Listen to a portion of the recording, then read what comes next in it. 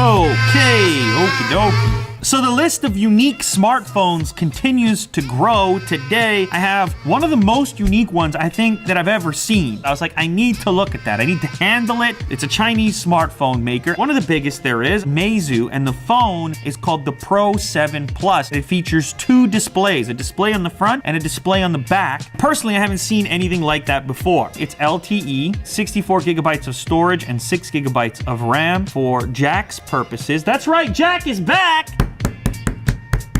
These are the bands that are supported. Can they see that? They can. Very serious seal breaking here. There you go.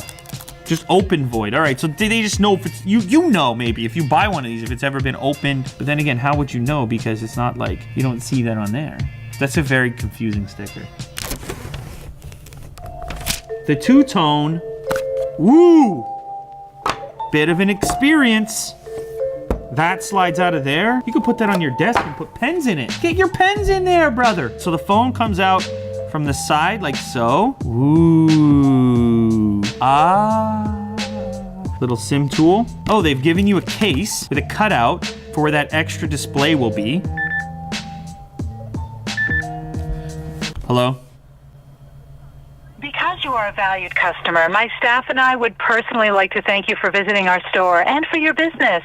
That's why we hope you'll accept a beautiful two-piece stainless steel carving set as our gift to you, just for attending our VIP event this Saturday, September 9th. We'll have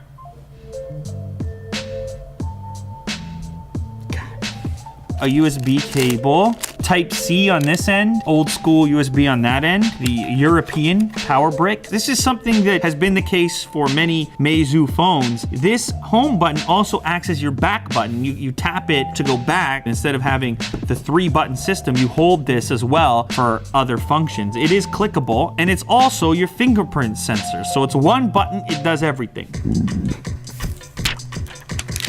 Front-facing camera as well as the speaker. The whole thing actually feels nice and well-made, well-built. Aluminum around the outside here. Cold to the touch, that's what I'm looking for. I can't feel my fingers anymore, Lloyd. They're numb.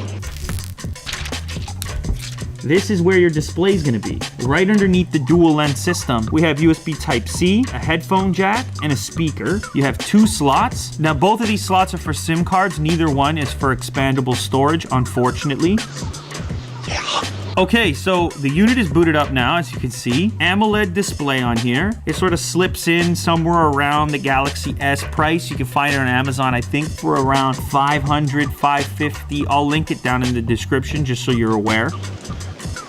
What? Ooh, that's my camera icon. That's an odd one. I have a fairly lightweight skin on it compared to some of what I've seen online. But of course, this is Android. You could configure it however you want. Once you pull down this tray here, you notice it's a little bit different with the quick settings and so on. So you tap it, it gives you haptic feedback when it's being used as a back button. What if I want to go all the way back to the home page? Like a home button, I just click it. You swipe up over there for the multitasking. See that there? You end up with a little bit less clutter down here because it's a single button scenario.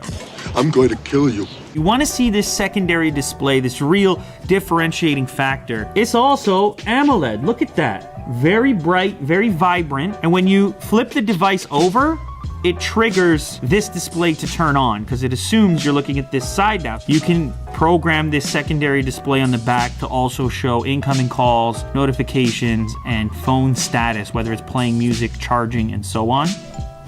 Oh, there you go.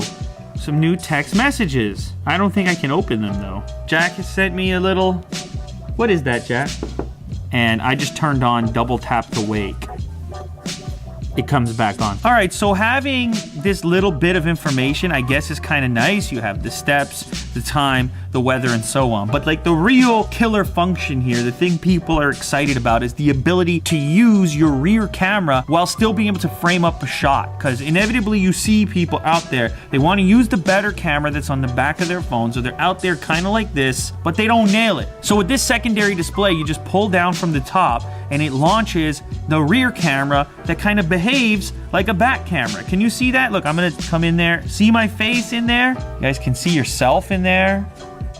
And there's a few different modes as well. So there's a blur mode, which uses the 2 lenses to kind of attempt to blur the background. And then if I swipe one more time, there's a beauty mode to keep you looking pretty, as you know. I'm gonna use the original mode, and I can just kind of line myself up here, reach up, tap it, 3, 2, 1, and boom, I have a super high quality selfie there. That's from the rear camera. The selfie enthusiasts out there are gonna be amped up at this particular development right here. 2 lenses, 3 different shooting modes. Going further, Jack. Look at the beard hairs! Holy moly. Look at the detail on that.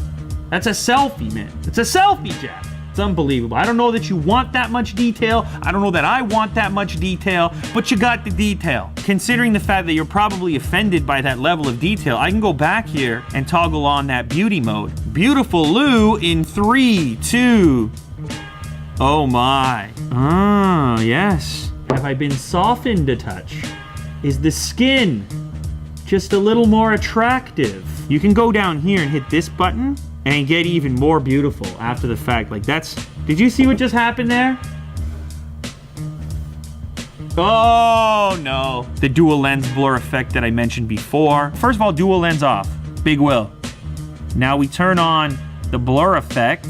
I mean, it's a very severe type of blurring to the background there. I'm personally not a huge fan of this feature in the first place because I prefer the natural big aperture when available. If you want to dabble a little bit with depth of field, you're playing with it now. Now, Wi-Fi is about as good, if not a little better, than a lot of devices tested here. So almost 34 down and almost 50 up. Today, we're back to gadgets under $10. Let's go ahead and get straight into it. All right, the video looks good. For $10. So for a basic type of installation, you can have all the ambience of a colorful light without the expenditure of a Wi-Fi connected one. Let's try it against an S8 real quick. We're back to gadgets under $10. Let's go ahead and get straight into it. I did a video on this. Sounds a lot nicer. Very interesting. You can charge, you can lamp, you can do it all. It's a little bit more clear and full than the S8 speaker, so it's worth noting. So as you can see here, this device comes in a couple of different colors. I have the black version here, but you can see a kind of reddish one that's also available there. Now you should be aware there's 2 sizes of this device. This is the Plus model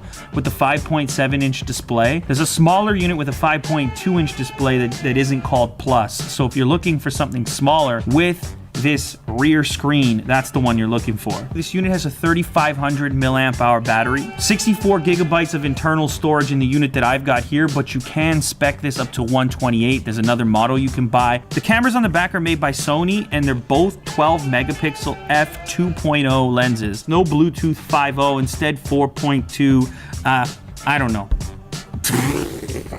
All right, so there you have it, a unique phone. That's what I aim to do here. This is something I haven't seen before, so I absolutely had to check it out. Of course, you are going with a brand that at least North American customers are a lot less familiar with. I think for most people at this particular price point, you're still gonna end up with an S8 or some other product from a more recognizable brand. But if you wanna be a little bit avant-garde, if you wanna be a trendsetter, blaze a trail, one thing I can say, if you pull this out of your pocket, people will be surprised. You're probably gonna get a selfie together. Question time. How much could Will do if Will could Will do? That sounds like a question for Will do. What's the answer, Will? Will do does it a lot.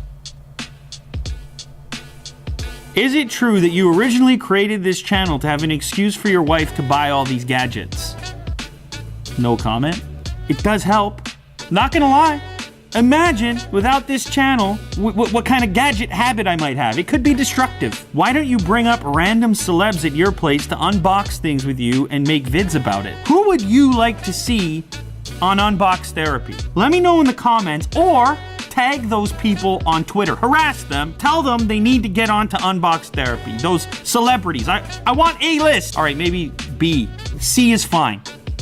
Hey Lou, do you think the move by Google to also ditch the headphone jack will be enough to push everyone into USB-C headphones? Some days, I have days where I'm like, I don't miss the headphone jack at all. It's no big deal. Adapters, wireless, blah, blah, blah. And then other days, I'm like, I go to plug something and I'm just like, oh, it can be a nuisance. It can be a headache. You might not have the right adapter and you might not have Bluetooth headphones. It still does happen. For the space that it takes up, maybe just throw a headphone jack in there, just like they did on the S8. So Google will, probably do it, but I think there will still be some manufacturers that understand we want that versatility and they'll keep the headphone jack around a little bit longer. I think possibly even the next generation of Samsung devices might hold on to it, and I think it would be a good move if they did. Why not?